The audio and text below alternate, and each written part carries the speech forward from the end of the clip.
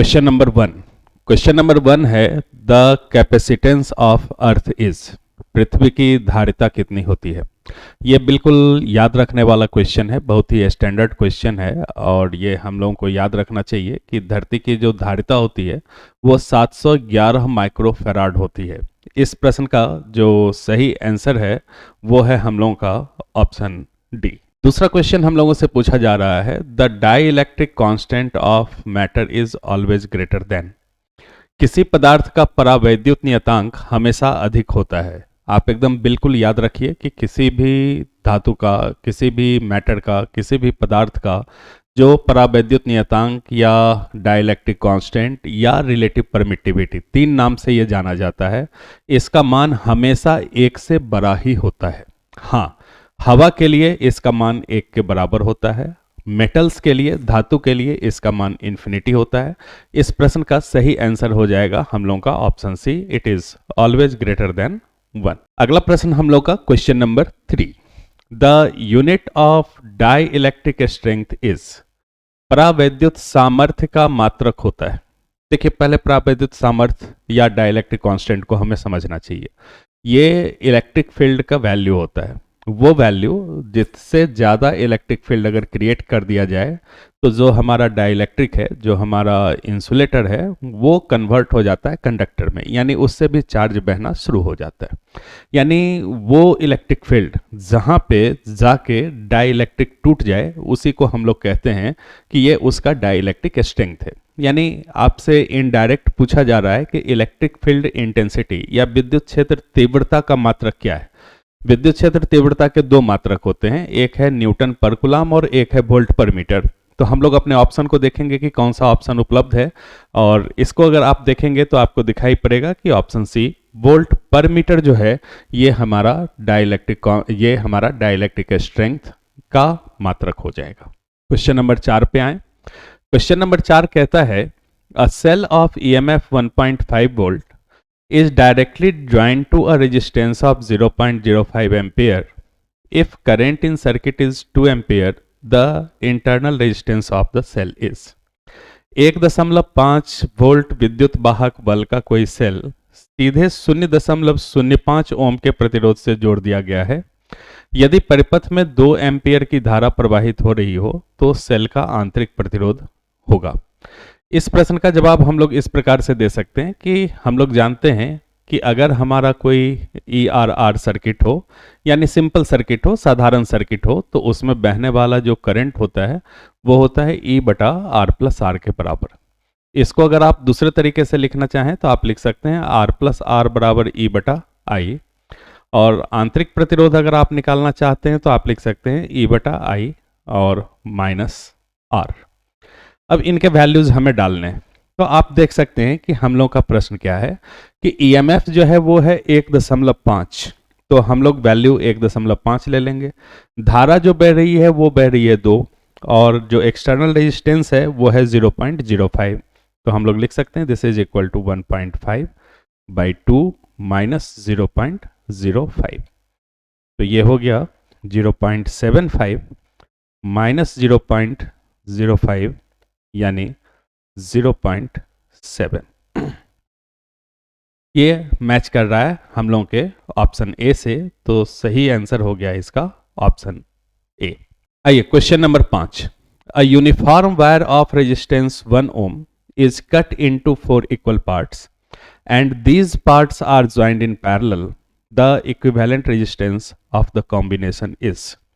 1 ohm प्रतिरोध वाले एक समरूप तार को 4 बराबर भागों में विभाजित किया जाता है और फिर उन्हें समानांतर क्रम में जोड़ दिया जाता है, तो जो नया प्रतिरोध बनेगा उसका वैल्यू कितना होगा।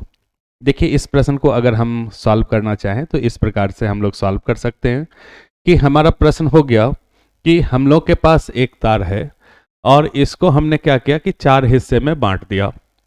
तो चूंकि पूरा प्रतिरोध 1 ओम है तो इन सभी का प्रतिरोध 1/4, 1/4, 1/4 और 1/4 हो जाएगा।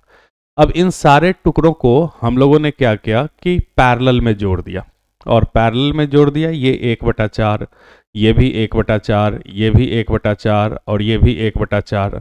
तो हम जानते हैं कि अगर एक समान प्रतिरोध पैरेलल में जुड़े हों तो उनका जो इक्विवेलेंट या समतुल्य होता है वो R/N। तो R का वैल्यू 1/4 है और टुकड़ों की संख्या 4 है, तो इसका आंसर हो जाएगा हम लोगों का 1/16। Question number 6, when two bulbs of power 60 watt and 40 watt are connected in series, then the power of the combination will be। जब 60 वाट और 40 वाट के दो बल्बों को श्रेणी क्रम में जोड़ा जाता है तो इस संयोग की समतुल्य शक्ति होगी।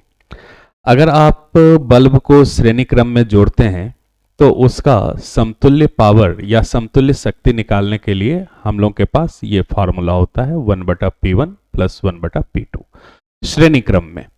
तो अभी के हमारे प्रश्न के लिहाज से 1/P इक्विवेलेंट बराबर हो जाएगा 1/40 जोड़ 1/60।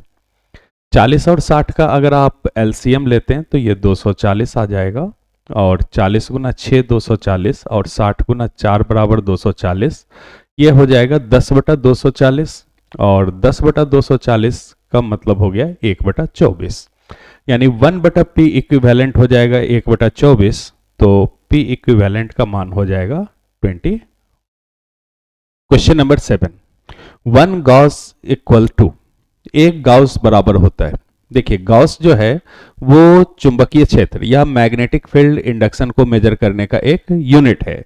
यह एक प्रैक्टिकल यूनिट है, छोटा यूनिट है, और एक गॉस जो होता है वो 10 का पावर -4 टेस्ला के बराबर होता है।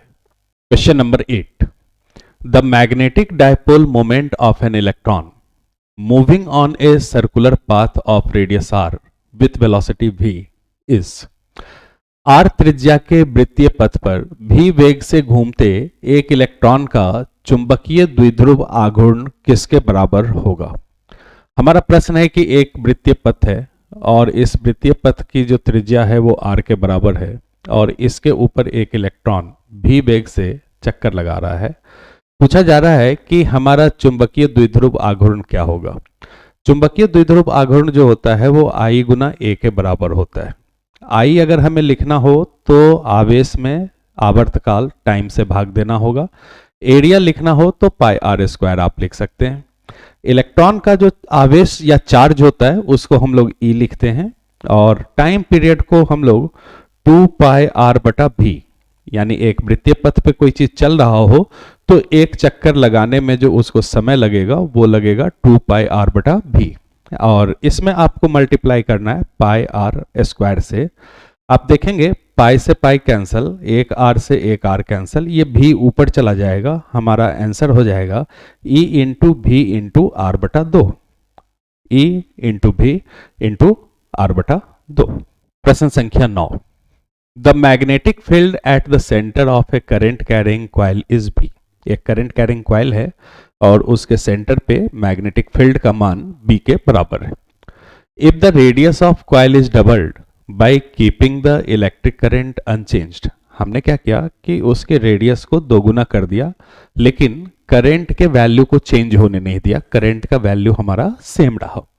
Then the magnetic field at the centre will be, तो उसके केंद्र पे या उसके सेंटर पे कितना मैग्नेटिक फील्ड या चुंबकीय क्षेत्र बनेगा।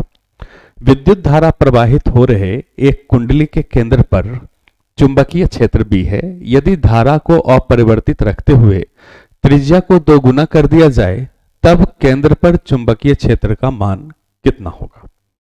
आइए हम लोग देखें इस प्रश्न का सही आंसर क्या है। हम लोग जानते हैं कि किसी कुंडली पे या किसी कॉइल के सेंटर पे जो मैग्नेटिक फील्ड होता है वो हम लोग का होता है μ0 × I डिवाइडेड बाई 2r।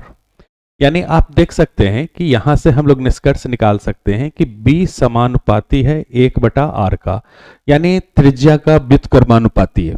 त्रिज्या को बढ़ाएंगे तो मैग्नेटिक फील्ड हमारा क्या होगा, घटेगा। तो हमने क्या किया है कि अपनी त्रिज्या को दोगुना कर दिया, तो मैग्नेटिक फील्ड जो है वो हमारा घट के आधा हो जाएगा, यानी त्रिज्या को बढ़ाने से मैग्नेटिक फील्ड हाफ हो जाएगा। सही आंसर हम लोग का हो जाएगा B/2। ऑप्शन देखें तो ये मैच कर रहा है हम लोग के ऑप्शन सी के साथ। So answer is B/2।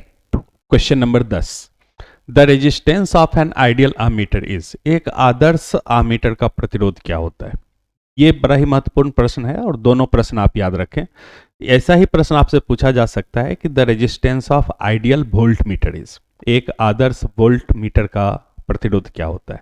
तो दोनों आपको याद रखना है कि अगर आपका आमीटर है और आदर्श आमीटर है तो इसका प्रतिरोध 0 होगा, और अगर आपका वोल्ट मीटर आदर्श है तो इसका प्रतिरोध जो है वो अनंत के बराबर होगा।